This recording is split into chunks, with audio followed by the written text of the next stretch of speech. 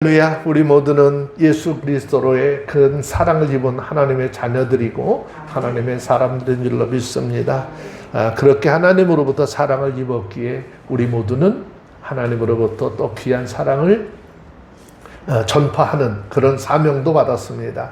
우리가 함께 하나님께서 주신 이 귀한 일들을 잘 감당할 때 하나님의 큰 은혜가 우리 가운데 임하는 역사 있기를 주의 이름으로 축원합니다. 오늘 말씀의 교제를 하시기 전에 우리 이렇게 한번 하나님 앞에 입술로 고백했으면 좋겠습니다. 다시 시작하라. 하나님이 길을 여신다. 아멘. 네, 여러분들 우리 입술로 이렇게 한번 고백했으면 좋겠어요. 한번 입술로 고백합시다. 다시 시작하라. 하나님이 길을 여신다. 네. 우리가 살고 있는 지금 현 시대의 상황들을 좀 돌아보면 복잡합니다. 모든 소망이 다 끊어진 것 같죠. 그리고 요즘에 우리 귀에 들려지는 이야기들이 이 나라에서 못 살겠어. 그래서 떠난대요. 기업도 떠나고 돈 있는 사람도 떠난다라고 이야기를 합니다. 흩어지는 것이 결국 좋은 일일까? 깊은 생각을 좀 해봐야 되겠죠. 고대 이스라엘의 역사를 보면 흩어짐의 역사였습니다. 북이스라엘은 주전 722년경 사마리아에 의해 무너졌고, 남유다는 바벨론에 의해 무너지고 남아있던 사람들은 포로로 끌려갔습니다. 그들은 사방으로 흩어져서 본토를 잃고 언어와 문화 속에서 자기들이 하나님의 택한 백성이라고 하는 정체성을 잃어버리고 또 위협받으며 살았습니다. 그런데 그런 시대에 이사야 선지자는 절망 가운데 있는 그들에게 새로운 약속을 선포하는 것이죠. 그날에 주께서 다시 그의 손을 펴사 하나님이 직접 흩어진 백성들을 모으시고 그들에게 하나님 허락하신 그 땅으로 돌아오는 길을 여시고 다시금 그 하나님의 언약의 백성으로 회복시키겠다라는 말씀입니다. 아멘. 오늘 본문은 역사적 흩어짐 속에서도 하나님이 어떤 분이냐, 다시 모으시는 분이라는 소망을 우리에게 전하고 있는 것이죠. 아멘. 그래서 이 땅에 살면서 오직 우리가 소망할 분은 여호와 하나님밖에 없음을 깨달아 알라라고 하는 것이죠. 아멘. 자, 우리가 살아가고 있는 삶 속에서 그것이 국가이든 신앙의 단체이든 분열과 분쟁이 있다라고 하는 것은 어떻게 해요? 하나님이 보셨을 때 합당치 않은 것이죠. 자, 11절, 12절, 13절, 3절 말씀만 먼저 묶어서 한번 읽어봅니다. 시작. 그 남은 백성을 아수르와 애국과 바드로스와 구스와 엘람과 시날과 하맛과 바다 섬들에서 돌아오게 하실 것이라. 여호와께서 열방을 향하여 기호를 세우시고 이스라엘의 쫓긴 자를 모으시며 땅 사방에서 유다의 이산한 자를 모으시리니 에브라임은 투기가 없어지고 유다를 괴롭게 하던 자는 끊어지며 에브라임은 유다를 투기하지 아니하며 유다는 에브라임을 괴롭게 하지 아니할 것이요. 그랬어요. 지금 이사야서 11장 11절 12절의 말씀은 하나님의 심판으로 인해서 흩어졌던 남과 북의 이스라엘 백성들이 이제 하나님께서 다시 어떻게 회복시키겠다라고 하는 말씀입니다. 그리고 남과 북의 이스라엘이 이렇게 되기까지는 하나였던 이스라엘이 남과 북으로 나뉘어져서 서로 반목하는 삶을 살았기 때문이다라고 하는 사실을 상기시키면서 특별히 이사야서 11장 13절에서 하나님께서 이스라엘을 회복시키는 그때에는 서로가 그렇게 반목하는 삶이 없게 될 것이다 라는 말씀을 하고 있어요. 자, 그러면 우리가 참 깊이 생각을 해봐야 될 것 중에 하나가 뭐죠? 지금 왜 이스라엘이라고 하는 이 나라가 이렇게 되었을까라고 하는 것을 참 깊이 생각을 해봐야 한다. 자, 이스라엘의 역사를 살펴보면 야곱의 자손 12지파가 어떻게 연합해서 세운 나라가 이스라엘이라고 하는 나라죠. 그런데 그들은 모두가 누구의 자손이었어요? 야곱의 자손이었어요. 그런데 그럼에도 불구하고 그들 가운데 불신과 반목이 계속 있었어요. 이유가 무엇 때문이었을까요? 그 이유는 12지파의 부계가 아니라 모계가 다양하였기 때문이다라는 것입니다. 12지파는 야곱의 네 아내의 자녀들이었어요. 아버지는 하나였지만 엄마들은 따로따로 나뉘어져 있었어요. 그래서 그들 가운데 내재되어져 있는 불신과 반목, 마치 언제 터질지 모르지만 지금 쉬고 있는 화산과 같은, 그래서 언제든지 폭발할 가능성이 있었다는 것이죠.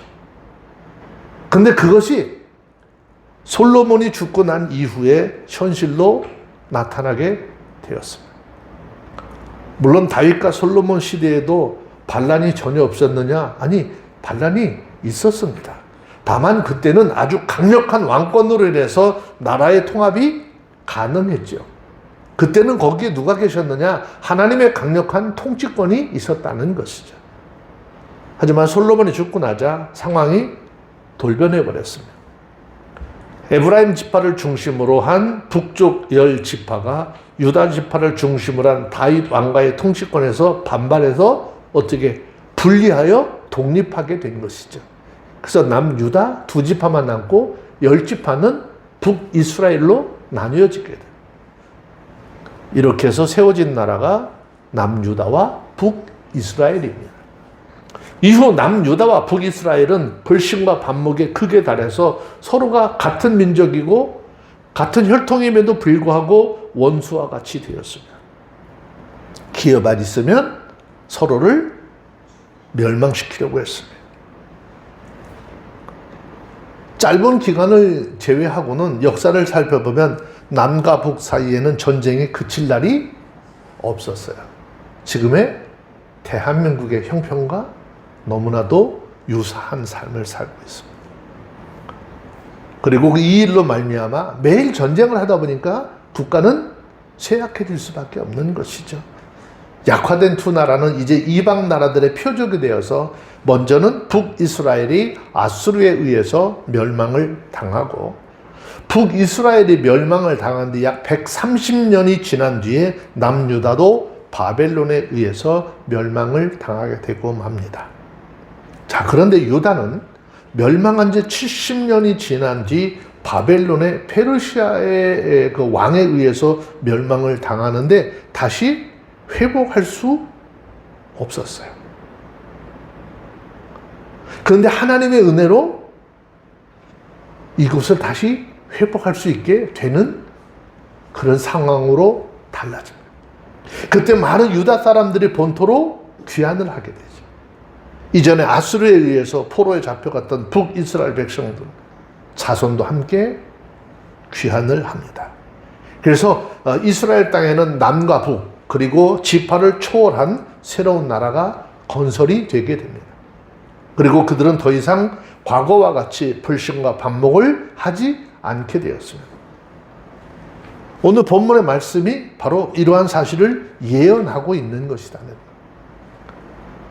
그런데 현재 우리가 살고 있는 이 대한민국이라고 하는 우리나라가 왜 이렇게 늘 하나 되지 못하고 있을까? 배경을 살펴볼 필요가 있더라고요.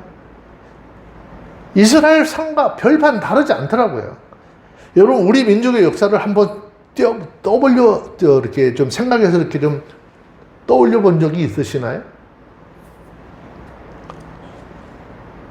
제가 이 설교를 준비하느라고 한반도 역사를 다시 한번 다 공부를 해봤다니까. 한반도의 역사 속에요, 대한민국의 뿌리가 되는 부족 국가는 한두 개가 아니에요. 역사를 거슬러 올라가면 남쪽에는 예전에 삼한이 있었죠. 마한, 진한, 변한이라고 하는 세 개의 나라가 있었습니다. 세 개의 나라 속에 70여 개의 소국이 속해 있었습니다. 또 북쪽으로는 부여가 있었고 고구려 있었고 옥저 있었고 동해라고 하는 국가까지 있었는데 이 안에도 굉장히 다양한 부족들이 있었습니다. 즉 고대 한반도에는 수십 개의 부족 국가가 공존했어요. 그런데 이것이 후에 삼국으로 통합이 되죠. 이거는 그냥 통합이 아니라 무력에 의한 통합이죠. 그래서 고구려, 백제, 신라, 가야 등으로 나뉘어서 발전을 하게 됩니다. 그 1388년 위화도 회군의 이후 정권을 잡았던 이성계가 1392년에 고려를 무너뜨리죠. 그리고 새 왕조를 열었어요. 그때 붙여진 이름이 조선이라고 하는 이름이 사용되기 시작합니다. 그럼에도 불구하고 우리나라의 역사를 돌아보면 항상 권력 있는 자가 통일시키고 통합을 했지만 그 안에서 파벌과 파당 싸움이 그치지 않았어요. 이유가 다 그러한 이유 때문입니다. 수많은 민족, 70개 이상의 부족들이 나뉘어 살고 있었는데 그 근본 정신은 아직도 바뀌지 않았다는 거죠. 우리라고 하는 의식으로 바뀌어야 되는데 우리라고 하는 공동체 의식으로 아직도 바뀌지 않았다는 거죠. 그러니 어떻게 한마음 될 수 있어요? 지금 오늘의 이 역사를 살펴보시면서 중동 국가를 살펴보세요. 그들도 우리와 똑같은 삶을 살고 있다라고 하는 것을 깨달으셔야 돼요. 그래서 지난 시간에 말씀을 드렸잖아요. 야, 너희 힘으로 평화를 이루겠다고 어떻게 하라고 그랬어요? 꿈도 꾸지 말라. 결국 이 땅의 평화는 사람의 능력으로 되는 것이 아니라 라고 하는 것을 말씀을 하고 있는 것입니다. 그렇다면 앞에서 하신 말씀의 의미는 무엇을 말하는 것일까? 이것은 이 땅의 이스라엘의 이야기를 하는 것이 아니라 궁극적으로 장차 예수 그리스도를 통해서 세우실 하나님의 나라의 화목과 평화에 대한 예언이다라고 이해할 수 있어야 하는 것입니다. 장차 예수 그리스도께서 세우실 나라는 어느 한 민족으로 구성된 나라가 아니라는 것이죠. 그 나라는 세계 만민으로 구성될 우주적인 나라라는 것입니다. 그런데 바로 그러한 우주적인 나라에서는 그 구성원들 간의 아무런 불신과 반목도 존재하지 않고 어떻게 화목함을 이루게 될 것이다 라는 것입니다. 이거는 사람의 능력으로 결코 되어질 수 없는 것이다 라고 하는 것이죠. 자, 우리 성경 한 구절 좀 찾아서 볼까요? 에베소서 2장 14절부터 18절까지 함께 봅니다. 에베소서 2장 14절부터 18절까지 함께 봅니다. 네, 찾으셨으면 한 음성으로 한번 읽어봅니다. 시작. 그는 우리의 화평이신지라 둘로 하나를 만드사 중간에 막힌 담을 허시고 원수된 것 곧 의문에 속한 계명의 율법을 자기 육체로 폐하셨으니 이는 이 둘로 자기 안에서 한 세 사람을 지어 화평케 하시고 또 십자가로 이 둘을 한 몸으로 하나님과 화목하게 하려 하십니다. 원수된 것을 십자가로 소멸하시고 또 오셔서 먼데 있는 너희에게 평안을 전하고 가까운 데 있는 자들에게 평안을 전하셨으니 이는 저로 말미암아 우리 둘이 한 성령 안에서 아버지께 나감을 얻게 하려 하십니다. 그랬어요. 무슨 말이죠? 예수 그리스도를 통해서 세워지는 하나님의 나라는 어떤 불신도 분열도 없는 사랑의 공동체, 화평의 공동체가 될 것이다 라는 것입니다. 그렇다면 이러한 그리스도의 나라는 어디 있습니까? 이 땅에 지금 현재 존재합니까? 하나님께서 사실은 이 땅에 이미 존재하도록 만들었는데 그것이 교회라고 하는 공동체이고 교회라고 하는 하나님의 나라입니다. 그래서 교회 안에는 어떻게 해요? 불신과 반목이 있어서는 안 된다라고 늘 이야기하고 있는 것이죠. 서로 화목하고 서로 사랑해야 합니다. 그런데 현실적으로 삶을 돌아보면 어떻습니까? 안타까운 일이지만 교회 안에도 불신과 반목이 여전히 존재하고 있습니다. 뿐만 아니라 분열과 다툼이 있습니다. 이러한 교회는 하나님의 나라라고 할 수 있을까? 라는 생각을 해봐야 되죠. 물론 교회도 불완전한 인간의 집단이 되고 완성된 그리스도의 나라가 아니기 때문에 교회 안에 불신과 반목과 분열과 다툼이 있을 수 있습니다. 하지만 중요한 문제는 그렇다고 해서 교회 안에서 불신과 반목, 분열과 다툼이 난무하는 것은 결국 예수 그리스도와 하나님께 합당한 일이 아닐 뿐만 아니라 하나님의 나라를 화목한 나라로 만들기 위해서 희생하신 예수 그리스도의 희생을 헛되게 만드는 일이라는 것이죠. 결국 이것은 성령께서 우리 가운데 와서 행하시는 일이 아니라 이 화평한 하나님의 나라에 사단의 역사가 들어와서 그 하나님께서 주시는 화평을 깨트려 버리는 것이에요.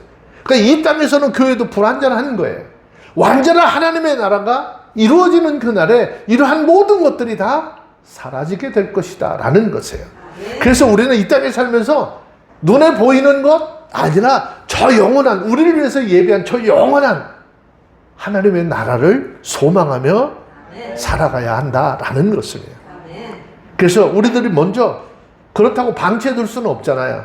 우리 안에 불신과 반목에 발을 붙이지 못하도록 먼저 해야죠. 성령의 충만함으로 불신과 반목 하지 않도록 만들어야 돼요. 그리고 온 교회가 분열과 다툼이 있는데 그것이 그쳐져야 되고 일치와 화목을 이룰 수 있도록 노력해야 합니다. 그러한 화평과 하나됨을 인하여 교회는 더욱 든든히 서갈 것이고 우리 안에 이루어질 평강을 인하여 그리스도의 화평의 복음은 더욱더 큰 힘과 능력으로 세상에 증거될 줄로 믿습니다. 서두에 말씀드린 것처럼 안타깝게도 현장은 그렇지 못하다라고 하는 거예요. 그렇다고 우리도 같이 휩쓸려서 그렇게 갈 수 있지 말아야 한다는 거죠. 우리는 우리 스스로만이라도 그런데 휩쓸리지 아니하고 오직 우리 신앙의 목표이고 우리 생명의 주인이신 그 주님만을 우리의 삶의 목표로 삼고 신앙의 경주를 해나가는 모두가 되어주시기를 주의 이름으로 축원합니다. 자, 14절 말씀해 봅니다. 어떻게 하라고요? 시작. 그들이 서우로 블레셋 사람의 어깨에 날아앉고 함께 동방 백성을 노략하며 에돔과 모압에 손을 대며 암몬 자손을 자기에게 복종시키리라 그랬어요. 자, 여기에서 어깨에 날아앉고 손을 대며 복종시키리라, 이 말은 전부 다 전쟁에서 쓰여지는 용어거든요. 정복 또는 종속을 시사하는 말들입니다. 따라서 문자 그대로 해석을 하면 이스라엘 자손들이 다윗과 솔로몬 시대와 같은 영화를 다시 되찾게 될 것이다 라고 하는 예언의 말씀입니다. 그러나 이것은 이스라엘이 군사적으로나 정치적으로 국가적으로 다시 번영할 것을 예고한 이야기냐? 그것이 아니라는 것이죠. 이스라엘은 주전 537년 다시 회복되기는 하였지만 이후 단 한 번도 정치적으로 국가적으로 군사적으로 다윗과 솔로몬 시대의 영화를 되찾은 일이 오늘 이 시까지 없어요. 그래서 본문의 이야기 갖고 있는 이 예언은 영적인 것으로 이해를 해야 되는데 이 예언은 예수 그리스도께서 건설하실 그 나라가 불신과 반목이 제거된 강한 힘을 바탕으로 그 나라를 어떻게 확장하고 마침내 세계를 완전히 정복하게 될 것이다 라고 하는 예언의 말씀입니다. 말하자면 교회의 세계적인 확장과 그 복음으로 인해서 세계가 정복당하게 될 것이다 라고 하는 것을 비유적으로 설명을 한 것이죠. 자, 성경 분명히 이야기합니다. 자, 빌립보서 2장 10절 11절 두 절 말씀을 좀 볼게요.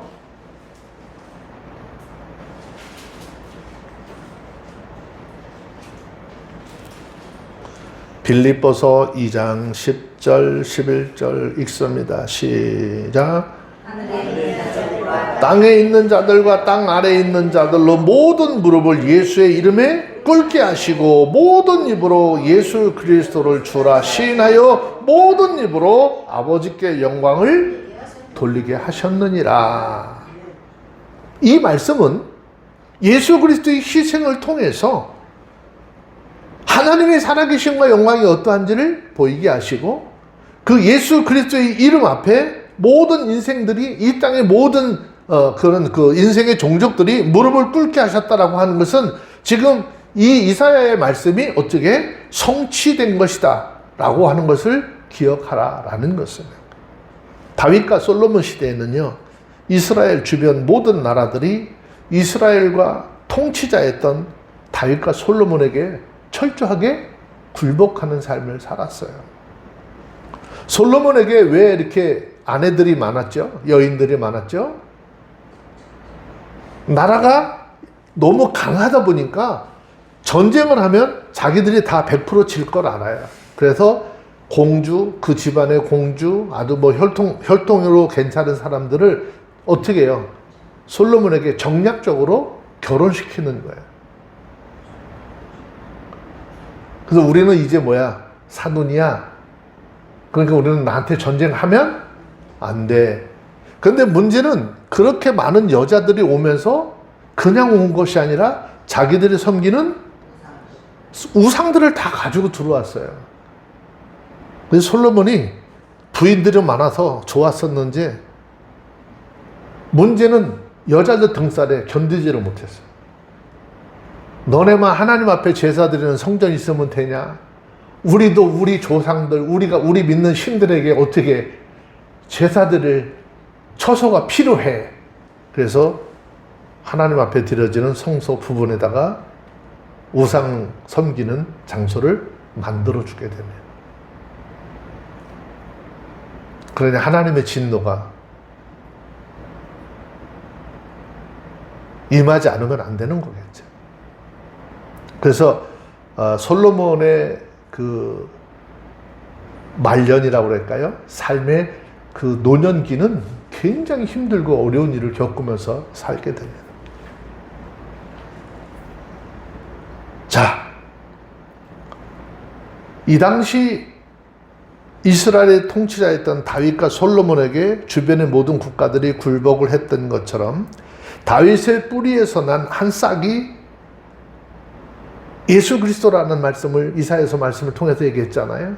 그 예수 그리스도께서 오셔서 하나님의 나라를 세우고 왕으로 통치하시면 온 세계 만민이 예수 그리스도에게로 나와서 어떻게 그 나라의 자녀가 될 것이고 복속하게 될 것이다. 모든 인종을 초월해서 지금 믿음을 가지고 있는 사람들은 예수 그리스도 안에서 하나 되어지는 역사가 있잖아요. 특별히 오늘 이 시대에 이 예언이 거의 성취된 그런 단계 속에 있다라고 볼 수가 있습니다. 즉 오늘 이 시대에 복음이 온 세계를 정복하여 가고 있는 것이고 또 교회가 세계적으로 확장되어져 가는 그런 시대 속에 있는 것이겠죠. 실제로 오늘날은요, 세계 어느 곳을 가더라도 쉽게 교회와 예수 그리스도를 주로 고백하는 사람들을 만날 수 있습니다.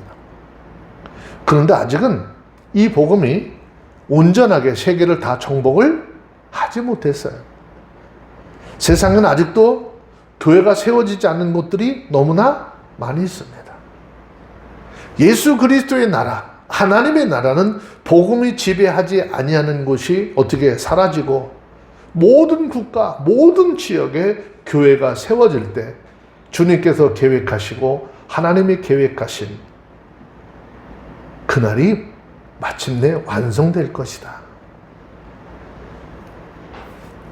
요즘에 예수 믿는 사람들이 많이 하는 소리 중에 하나 뭐죠? 예수님 좀 빨리 오셨으면 좋겠어요? 대답을 안 해. 예수님 빨리 오셨으면 좋겠어요? 네. 그러면 해야 될 일이 있어요. 네? 해야 될 일이 있어요. 예수님 빨리 오시기를 원하시면 해야 될 일이 있어요. 그 일이 뭘까요? 자, 마태복음 24장 14절.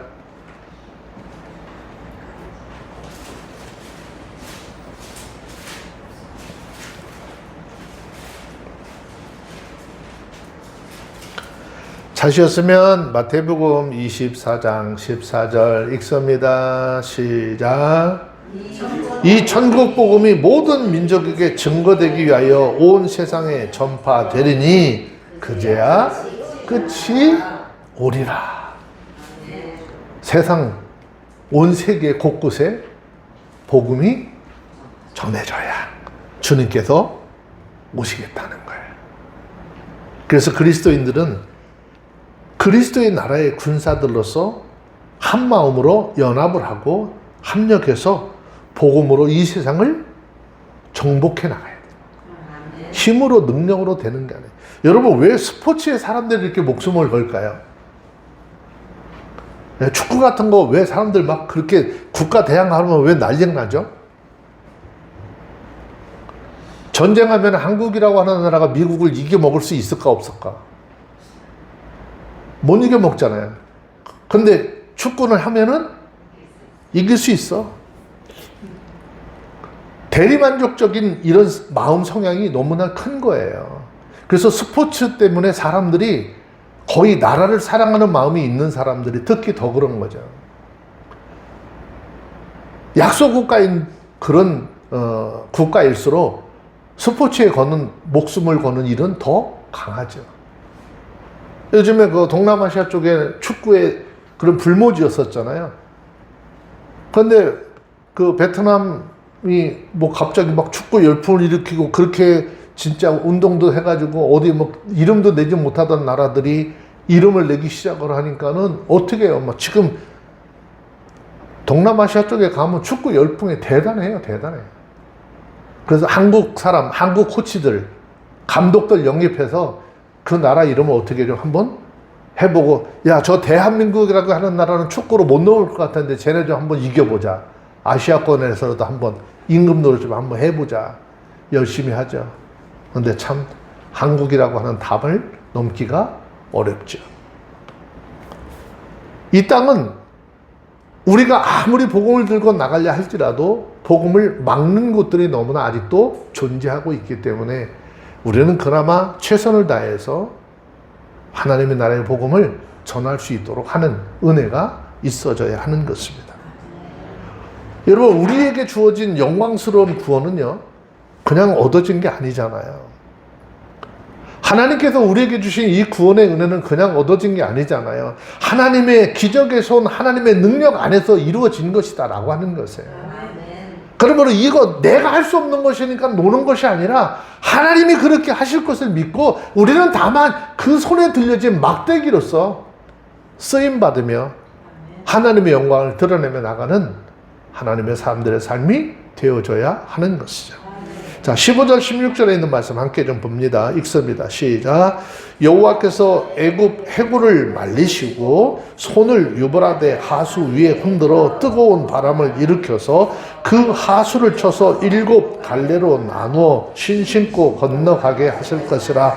그의 남아있는 백성을 위하여 아수르로부터 돌아오는 대로가 있게 하시되 이스라엘이 애굽 땅에서 나오던 날과 같게 하시리라. 그랬어요.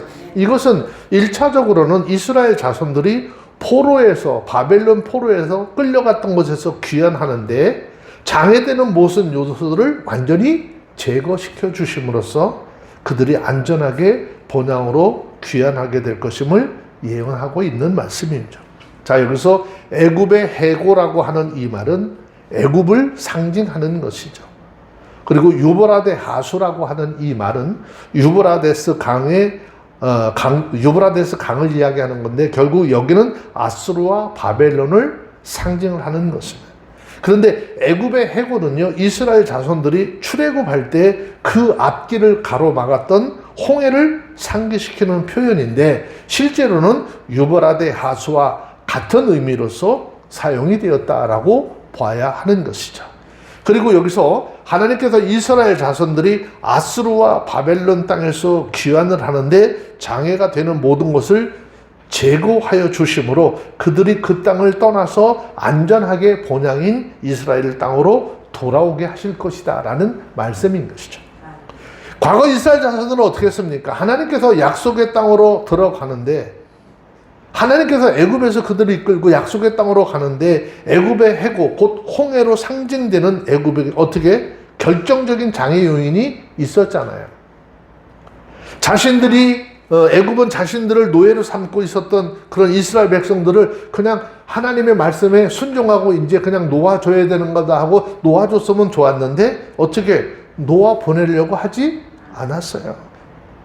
그래서 하나님께서는 애굽이라고 하는 땅에 10가지 재앙을 내리시고 애굽이 이스라엘 자손들을 떠나 보내지 않고는 견딜 수 없도록 만들어 버리셨죠. 그리고 최종적으로 이스라엘 백성들이 진행해 나오는 과정 속에 홍해가 이스라엘 자손들을 가로막죠. 뒤에는 애굽의 군사들이 쫓아오고 앞에는 홍해라고 하는 거대한 바다가 가로막고 있었어요. 아무것도 할 수 없었던 그때 그 장면은 너무너무 멋있어요. 모세가 그렇게 불평하고 말이 많았던 이스라엘 백성들 향해서 야 너네들 지금부터 잠잠해라. 잠잠해. 그리고 오늘날 너를 위하여 일하시는 하나님의 능력을 바라보라 라고 선포할 때 하나님께서는 강한 동풍을 불게 하셔서 홍해를 가르죠. 그리고 그들이 그 홍해를 마른 땅과 같이 걸어서 넘어갔다라고 그랬단 말이죠. 얼마나 큰 은혜입니까? 아멘. 여러분 이 사건은요 여리고성 사건하고도 또 맞물려요. 제발 불평불만하지 말고 저 강한 여리고성이 어떻게 무너질까? 아니 하나님이 하시는 거 봤잖아요. 너희들 떠들지 마. 마지막 하나님이 시키는 말씀대로만 해. 결국 하나님은 그 일을 능히 감당해내시잖아요. 아멘. 그리고 하나님께서 그들에게 약속하셨던 것은 이루시는 것이죠. 결국 이스라엘 자손들이 애굽을 나와서 자유롭게 그 하나님이 허락하신 약속의 땅인 그 가나안 땅에 들어갈 수 있었던 것, 이것은 그들의 힘이 있어서가 아니에요. 하나님의 기적적인 역사에 있었기 때문에 가능했던 일이다라고 하는 것입니다. 바로 그와 같은 하나님은 또 지금 아수르와 바벨론 땅에서 포로 생활을 하고 있었던 이스라엘 백성들 기적적인 방법으로 그들을 본래 거주하게 했던 땅으로 돌아오게 하실 것이라고 하는 말씀을 본문에서 하고 있는 것이죠. 실제로 이스라엘 자손들이 바벨론의 포로 생활에서 벗어나 그들의 본향이고 기업인 가나안 땅에 돌아오는 것, 하나님의 기적적인 역사가 있었기에 가능했었던 일이죠. 우리나라 역시도 일제강점기를 통해서 얼마나 많은 가족들의 흩어짐이 있었고 이별해서 강제로 이주해서 끌려가서 살던 사람도 너무나 많았어요.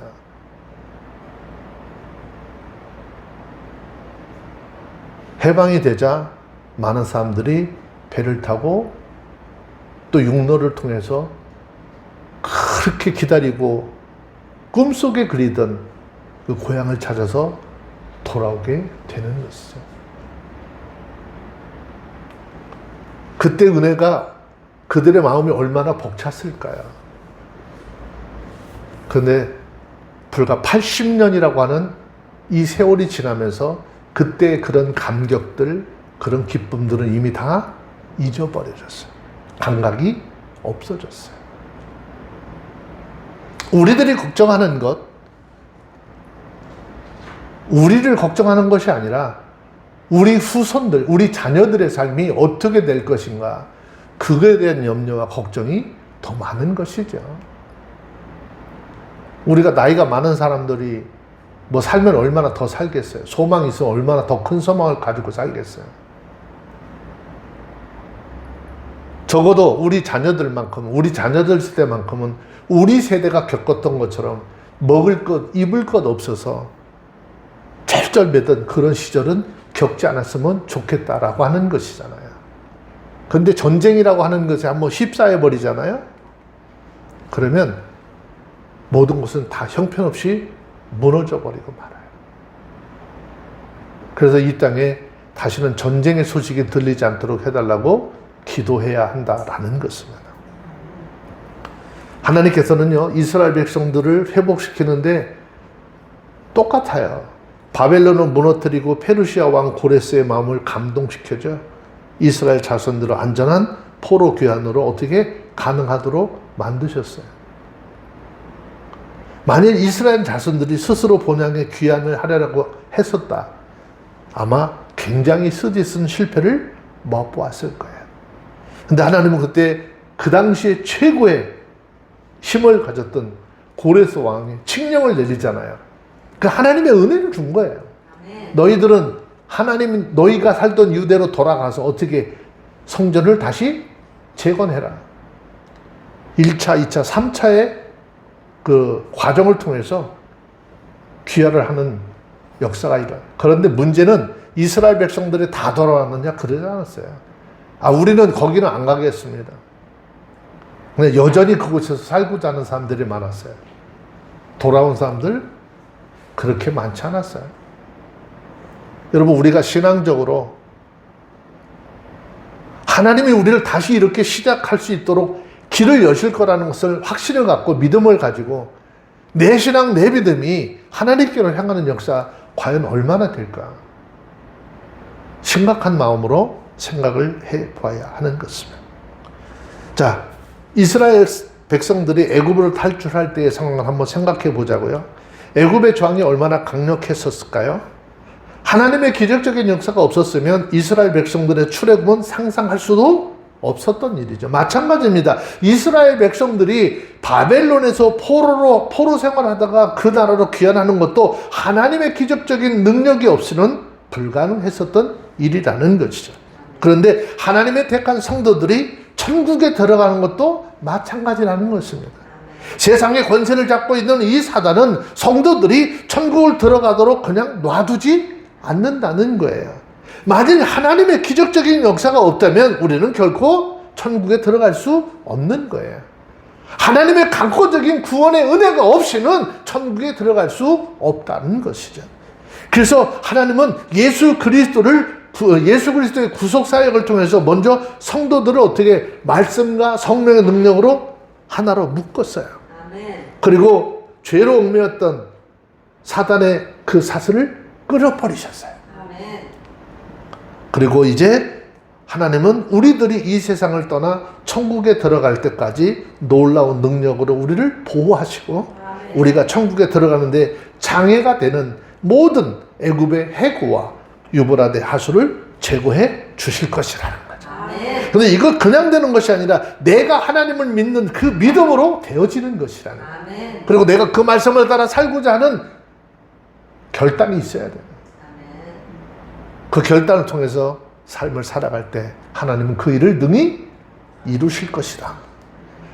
우리가 죄와 사단의 권세로부터 놓여서 천국에 들어갈 수 있는 것, 전적으로 하나님의 기적적인 은혜와 역사가 있기에 가능했던 일입니다. 아멘. 그러므로 우리는 먼저 하나님의 은혜와 사랑에 감사할 줄 알아야 하는 것이죠. 아멘. 동시에 우리의 힘을 의지하지 말고 우리의 능력을 자랑하지 말고 전적으로 하나님의 도우심을 의지하며 살아가는 모두가 되어주시기를 바랍니다. 아멘. 우리가 그렇게 범사의 믿음으로 행할 때 이스라엘 자손들 앞에 놓여있던 모든 장애물을 제거하신 하나님께서 이 시대를 살아가는 모든 그리스도인들 앞에 놓여있는 사단의 시험을 물리치게 하시고 복되고 영광스러운 천국의 문에 이를 수 있도록 우리를 인도해 주실 줄로 믿습니다. 아멘. 자, 우리 성경 한 구절 찾아서 읽고 마칩시다. 디모데후서 4장 18절.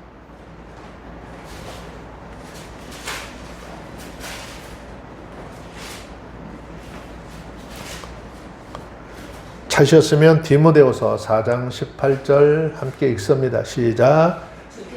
나를 모든 악한 일에서 건져내시고 또 그의 천국에 들어가도록 구원하시리니 그에게 영광이 세세 무궁토록 있을지어다. 아멘. 주님께서 우리 모든 악한 일에서 우리를 건져내실 것이고 우리를 위해서 예비된 천국에 들어가도록 구원을 하실 것이라는 거죠. 믿음으로 사는 자들의 하나님 이렇게 모든 것을 이루실 것이죠. 그리고 우리는 그렇게 구원하신 하나님 앞에 어떻게 영광을 돌리는 그 삶을 살기 위해서 우리의 삶을 통해서 하나님 앞에 영광을 돌리는 영광을 받으시기 위해서 하나님은 저와 여러분들을 그리스도인으로 부르시고 택하여 세우셨습니다. 우리가 가는 길이 그런 믿음의 길이 되어질 수 있도록 주의 이름으로 부탁을 드리겠습니다. 기도하겠습니다. 사랑과 은혜가 풍성하신 하나님 아버지여, 오늘 하나님의 말씀을 통해서 흩어진 백성들을 다시 모으시고 이 땅에 깨어진 분열을 치유하시며 막힌 길을 여시는 주님, 놀라운 손길의 은혜를 깨달아 알았습니다. 하나님, 우리의 마음이 흩어지고 우리의 삶의 길이 막혔을 때 주님 놀라운 손길을 의지하고 다시 일어날 수 있도록 허락해 주옵소서. 주께서 마련하신 믿음의 길을 따라 걸을 수 있도록 인도하여 주시옵소서. 믿음 안에서 서로 갈라지고 상처받는 관계들도 주님의 십자가의 사랑으로 회복되게 하시고 흩어진 마음과 흩어진 삶이 주님의 깃발 아래 하나 되는 역사 이루어지게 하여 주시옵소서. 우리의 믿음이 약해질 때도 절망과 어려움 속에서도 주님께서 이미 길을 내시고 우리를 모으시며 하나 되게 하신다는 것을 기억하게 하여 주시옵소서. 오늘 말씀을 통해서 은혜를 받은 대로 흩어진 우리 모두가 주님 안에서 신앙의 믿음이 회복되게 하시고 하나 되게 하여 주셔서 하나님의 나라를 세우는 증인들이 되게 하여 주시옵기를 우리 주 예수님의 이름으로 기도합니다. 아멘.